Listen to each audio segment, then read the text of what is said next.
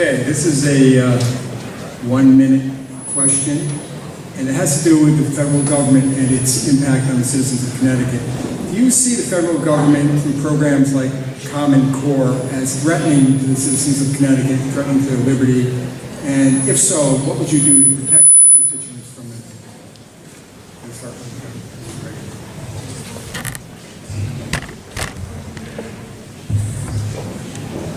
I am not a proponent of the Common Core. It's a one-size-fits-all.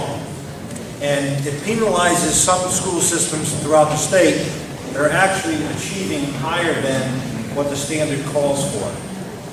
I think that along with the Common Core, the teacher evaluation law that the governor just retracted is detrimental to teachers and the classroom experience. In education, if you don't build upon the student-teacher-parent relationship, you don't get it accomplished. And I think that when teachers are saddled with all this paperwork that they have to do, you have to ask yourself, what does the state do with all of this? If you're spending more than half of your time filling out forms and evaluating, that means you're not teaching. You know, people need to understand that the needs in Bridgeport and Hartford are very different than places like Shelton and Westport and Trumbull and Hamden. So it's not a one-size-fits-all approach. And good job.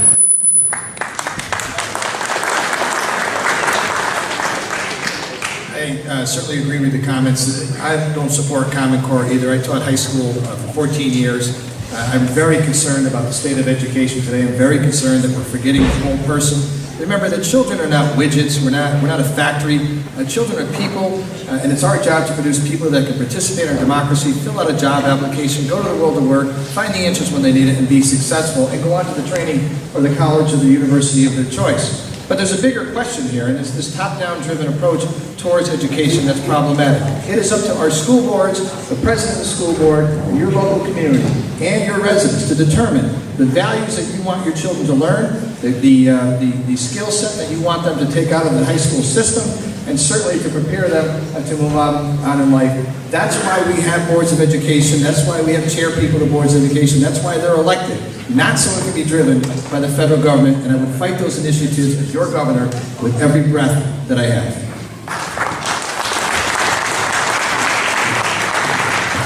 Common Core was written just by two men, one of them a McKinsey consultant, and it was funded by the Bill Gates Foundation and others. It has no business sending us out throughout the United States at all.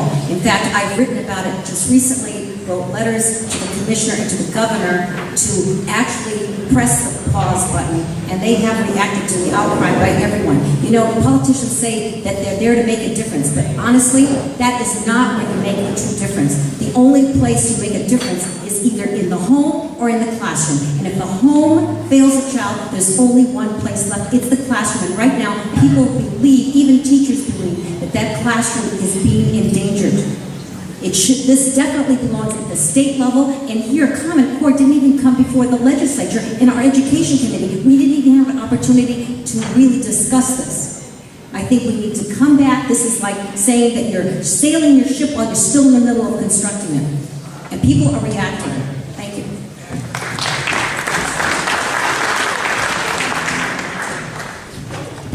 You know, the first question you asked was about adhering to the principles of the Republican Party, included limited government.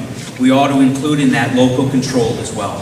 One-size-fits-all policies don't work, whether it's the federal government imposing it on the states. What happens in Connecticut is not the same thing that may happen in California or Mississippi, or the state of Connecticut imposing it on all of our towns, because as many people have said, and we all know, what happens in Hartford is not the same thing that may be good for you in Canterbury.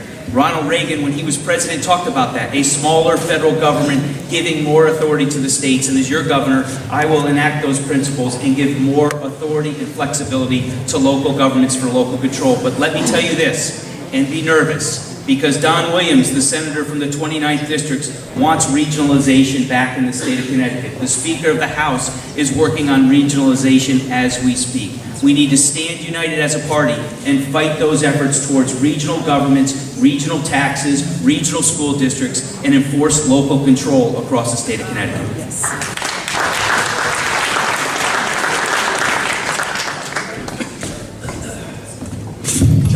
that one up the park. I call it rotten core.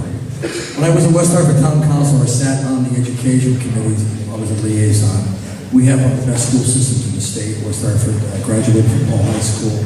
And what it will take is the parents, government leaders, PTAs, which is already happening. Check out my website, check out my Facebook page for governor. Thousands of people, and you'll see them mobilized. We have a statewide event. I will send it to the chairman of the party so that they can actually put it out to all the, everyone here, about Common Core. There's 2 or 3 statewide meetings that are coming. Everyone in the Republican Party should join. It's a place to recruit, find candidates, and build a force with the parents and the PTA, because that's going to be the answer for us. Thank you.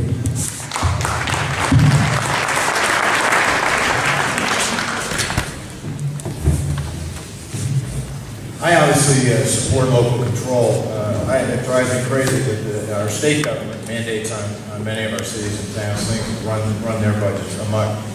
But Common Core is a small part of the problem. What about Obamacare? What about all the mandates on Medicaid, which is part of what's bankrupting our state budget? So what we need a Republican president. Let's get